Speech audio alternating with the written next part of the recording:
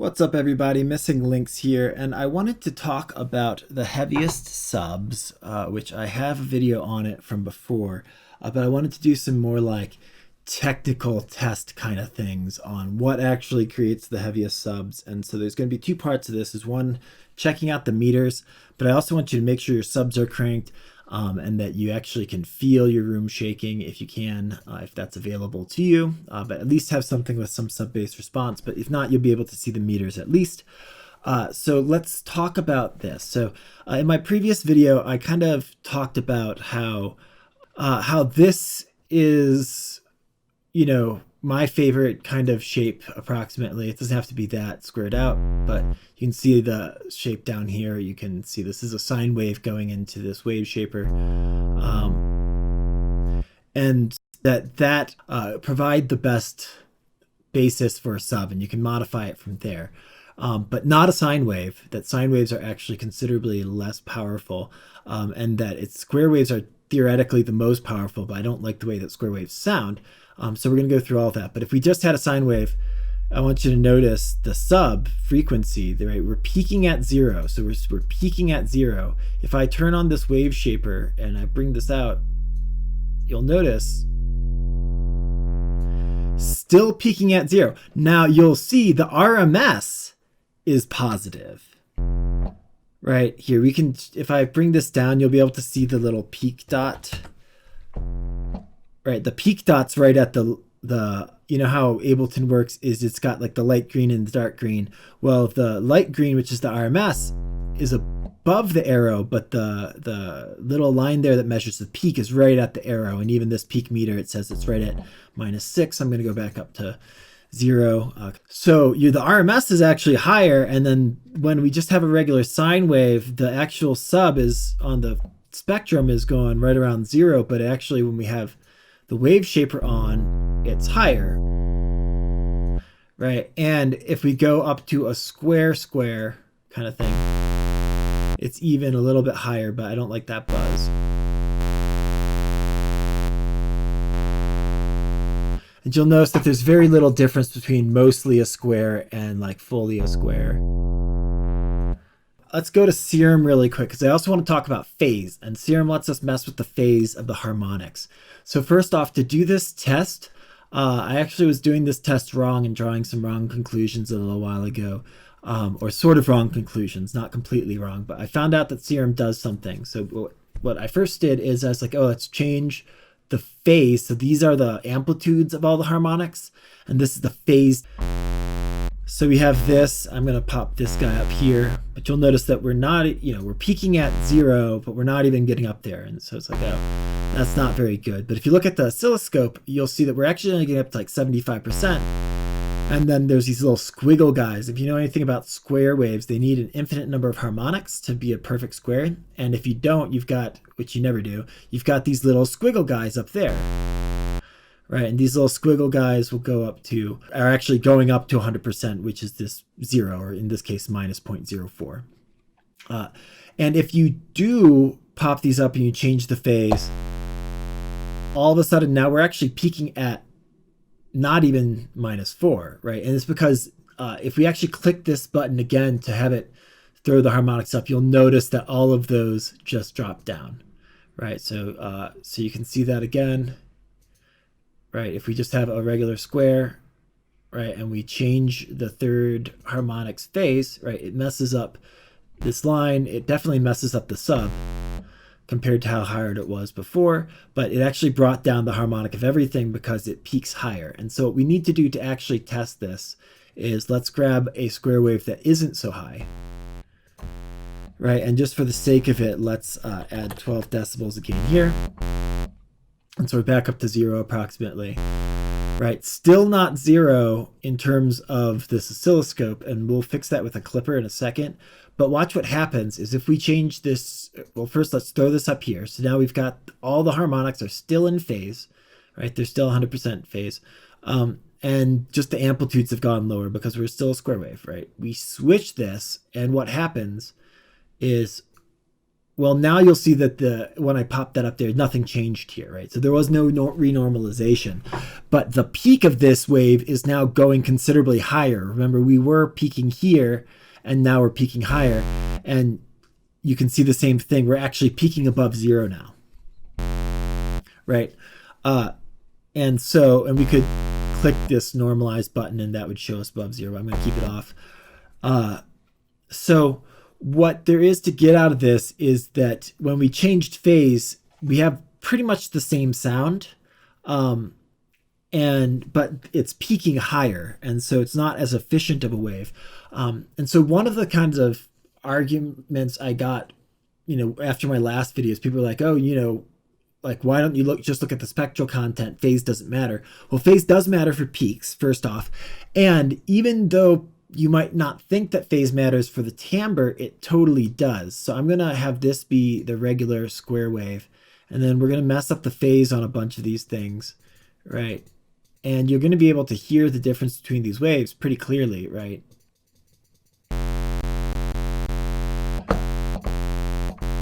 Right, completely different sounds, right? This has like this tinny buzz, and it's peaking higher. It's not peaking quite as much higher as that first wave that I drew, but it is peaking higher. You can see the spectral content, like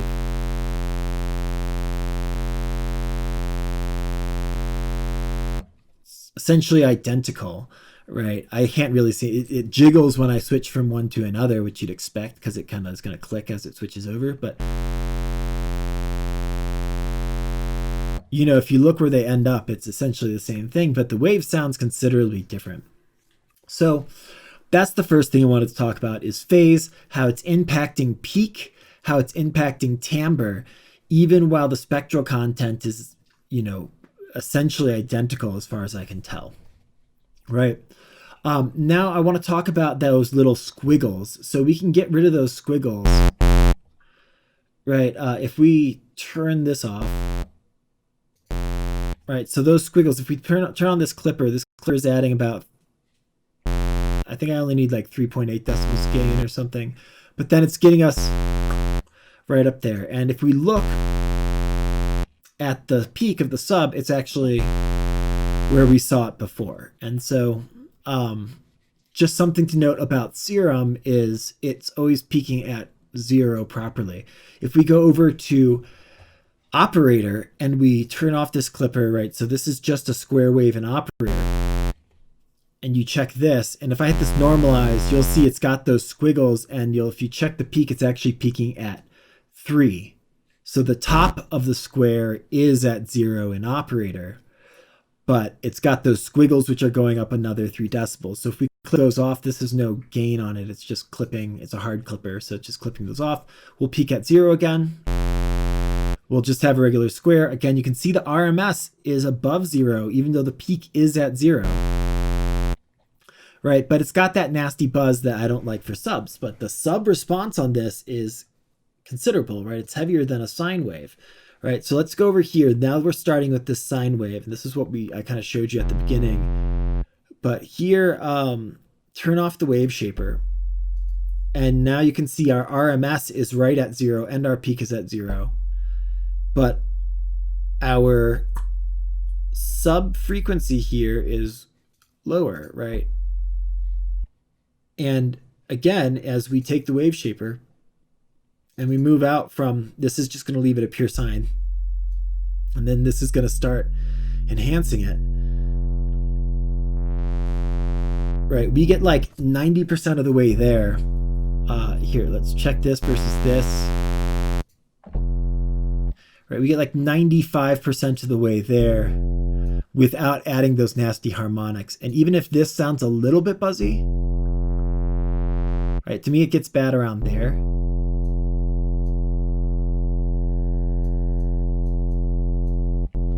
Right, to me this sounds pretty clean. And when you're in a mix, like when you actually have like a whole song, this top end becomes like, it stops feeling buzzy and then it just feels right. Like it just feels like it makes sense. And also I can't remember what this phenomenon is called, but your ear will fill in the fundamental if it hears like a harmonic series. Like times 2, times 5, times 7, etc. All those fundamentals, all those harmonics, but it can't hear the fundamental.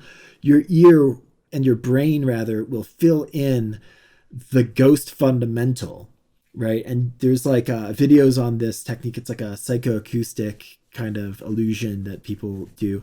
But the reason this matters is if you're playing on a laptop or a cell phone or something where you don't have the fundamental, because of these upper harmonics, your ear will process the fundamental and it will fill that in for you because you have all these upper harmonics to support the existence of this lower one. Because it's like you hear all this upper stuff, it's like clearly this must have this subwave underneath of it, right, that I'm just not hearing, right? And your brain will fill it in. And there's a name for that effect. I just can't remember. If I remember and I find it, I'll put it in the description. So the last thing I want to talk about is, well, okay, if this bumps up the sub frequency and causes the room to shake better and stuff, what kinds of things start compromising it? And in my last video, like I talked about, my general hypothesis is that as you are fully protracted into the speaker, right? You're collecting air and then you push the speaker cone outward as the wave is waving, right? And so if you can collect a lot of air and then you can shove that air out rapidly at the listener, then it's going to shake the air aggressively. It's going to push this air into them really aggressively. And you can kind of, if you touch the speaker cone, you can feel the aggressiveness of it pushing the speaker or pushing out at you. And this is not just something that you hear with your ears. This is like shaking the whole room, right? It's shaking, like you can feel it in your legs, right? And so I still maintain that hypothesis. I have altered it a little bit in terms of how important this main line is versus how important it is to be able to collect the air in the first place. But let's look at this. So say we have this shape, and I want you to pay attention to sub-frequency, like how it's peaking there, and also pay attention to how much it's shaking your room as I do this. But I'm going to close Serum, and I'm going to bring this over here so you can see the waves closer to this. But watch what compromises this and compromises the room shaking.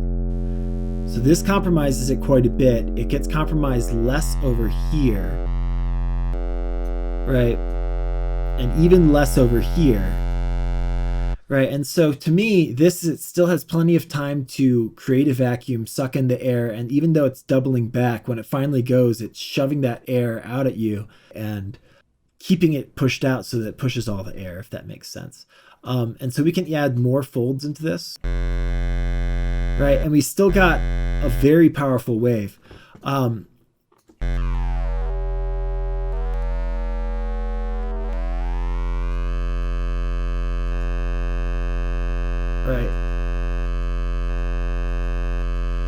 So this part here, this is why I've kind of changed my hypothesis a little bit, where the creation of the vacuum probably matters more than, I mean, there's still going to be a lot of momentum pushing this way, but if you can collect air and then you can push the air out over the same amount of time approximately, right? So that this, I would have expected this to impact the degree to which it's shaking the room more. Right. And then the other thing that kind of was surprising to me is when I do this, right? And but we grab this and you can just watch.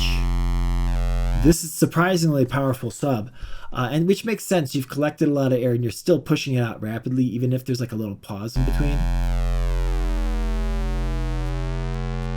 As we drag it over here, we're like dramatically losing that power though. Right, and then here, if we make this smoother, right, well that, we get rid of the air, right? But this, we're actually improving things by, not having it double back there some. And again, I want you not just look at this, I also want you to feel it as best as you can with the shaking of your room. But just some food for thought, just some things to sort of consider when you're shaping your subwaves. A lot of people said that shape of the wave doesn't matter, that all that matters is harmonics, but I kind of showed you that that's not true when I was showing you with phase and how it'll peak higher, and you don't want to need your sub to peak 3 decibels higher, Right, that's 3 decibels of headroom that you're messing up when you're going to mastering and stuff, right? So the shape of the wave definitely matters. And also a lot of people said no, a sine wave is like the best subwave because it's not taking the energy away from the sub with these upper harmonics. But what I clearly showed you is that even the sub frequency gets boosted by the cooperation of these upper harmonics, because the odd harmonics, they all are going up together and they're all going down together, meaning they're all going up. It's like 3 would be like 1, 2, 3, and then down, 2, 3, and then up. I can actually show you that. So this is the third harmonic, and you can see it's still going up and down together, and so it's going 1, 2, 3, and down. But the second harmonic is going to fuck up the middle. Right, and so now it's trying to go up while the main wave is trying to go down. And so the even harmonics actually mess with stuff. And let's check out a saw, because a saw wave has all the harmonics. So the other thing I heard is if you add harmonics, you're adding volume. So shouldn't a saw wave be louder than a square wave? And given that this is Opperator, we're going to need to clip off these peaks. Right, but you'll notice the RMS of this is right around 0. It's actually below 0. Right, whereas if we go to a square wave, it's above 0. So RMS is higher. And the reason is because on the saw wave, all of the even harmonics are actually fighting all of the odd harmonics, right? And so if you actually think about the physics of it too, although the speaker is really thrusting hard at the vertical part of the saw, it's like moving down like an escalator or something smoothly. It's like the least forceful way to like move down. Is just like constant motion, no acceleration whatsoever. So it's not surprising. And if you look at the sub level on the saw, it's way down there. It's way down there. So yeah, also check out the other video because I go into a bunch of sound design techniques that you can use, with this Waveshaper. This Waveshaper can be gotten for free-ish if you own a computer music magazine issue. Almost any of them. I guess the newest ones don't have it, but I think the one I got at one was issue 266 or something. But just get an older issue of computer music magazine, and this will come free with it, along with a bunch of other stuff. And those you can usually get for like a few dollars. But yeah, on the other video, I talk about like bunches of sound design techniques that you can use, like having like all these shapes up here, turning on the LFO so that it starts like wiggling across here. But you'll notice the sub is still intact and the stub's still brutal, and that you can, there's even ways that you can like automate these guys and have these guys wiggle around and stuff. And if you don't have the Waveshaper and you don't want to get the Waveshaper, which I super recommend it, it's my favorite tool for saturation, because you can get whatever you want. You can make any waveform you want, and the curves on it are really, really nice. And then a saturator will work as well. So you can just turn off the Waveshaper, and I'll turn off this LFO. But you'll notice we get those similar shapes. Hard curve is nice. But even if you're on analog clip, right, you can see that we still have a similar shape, similar harmonics, and that it sounds good. You just get more control with this Waveshaper, and there's cooler tricks that you can do. And again, it's free. And I use this thing all the time. Okay, so the other thing I wanted to talk about really quick was true peaks. And, if you have a square wave, right, well, you'll notice we got this true peak of about 1.4. And that's because although this is squared up top here, it's got those squiggles. Like you don't see the squiggles here, and you wouldn't even see them if I normalized above 0. Like there's no squiggles, but by the time it hits your master, you're going to have squiggles. And the reason for that is because we're rendering at like 44.1 kilohertz. The highest frequency that can be reproduced by that is 22.05 kilohertz, which is the Nyquist rate. If you want to look into that, it's half of whatever frequency your sample rate is. And Because of that, you don't have an infinite number of harmonics. I mean, you never have an infinite number of harmonics, but when you don't have an infinite number of harmonics, you can't have a perfect square, and so it gets those squiggles at the top. In this case, if the top of your square is at 0, then the squiggles are going to go above 0, and that's what the true peak is. Well, one other benefit, if you care about true peaks, and I don't, and that's a whole different discussion, but when you do have a shape like this, you will notice that there's no true peak. I mean, like 0.1, but that's nothing. And we can make it true peak, right? We can, even here, there's not really one because it's rounded out, but as soon as I right click this to make it hard, right, we've got a really, really heavy true peak. So I don't recommend true peak limiting. I actually had a video on this and got so much hate about it, but I learned not to true peak limit from Seth Drake, who is like Gucci Mane and Bass Nectar and a bunch of people's mixing and mastering engineer. And he's just a legend in electronic mixing. And, you know, he demonstrated that when you do true peak limiting, it flattens your mix out like terribly, like you lose a lot of the crisp sparkle and detail and other things, and that it actually isn't a problem, right? There's enough headroom built into systems that you don't need to do it. So that's just, you know, if you're really into true peak limiting, go ahead and do it, but I highly recommend not doing it. But even so, these types of subs will support you in having really the most power as possible at a given peak level, and they don't create true peaks either. So hopefully that was useful to you guys. I tried to be like really technical and show and demonstrate everything. So I'm definitely like up for discussing these things and learning and getting to the bottom of this stuff. But unless you've got like an ability to demonstrate these hypotheses that you have and like show them, like I've spent too much time arguing with people who are just like sure that they're right but don't have any proof. And I'm perfectly happy to be wrong. Like every time we're wrong is an opportunity to learn and get better, right? So being able to be wrong is a superpower, guys. Like seriously, like it will like fix your relationships. It will like, you know, keep you from your growth being stunted, all sorts of stuff. So don't think that this is about ego. It's just I don't want to like spend a bunch of time trying to explain to people stuff when they haven't ran the test themselves. So yeah, also that's the other thing I'd recommend, guys. Test stuff yourself, like learn things. Like there's things that I've been revising as I've been going through in these things that I have been sort of wrong about. And that's just, like I said, it's part of learning. So definitely let me know your guys' thoughts, but I'm not gonna get into like long text debates. I might make another video, right, testing out what you suggest or something if you guys don't necessarily want to test it yourselves.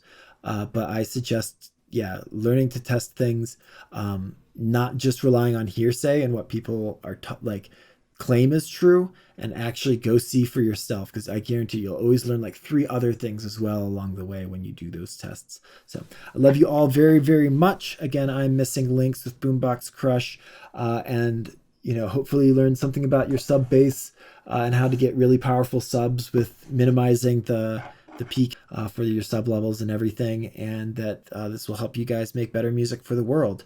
All right, love you all. Peace.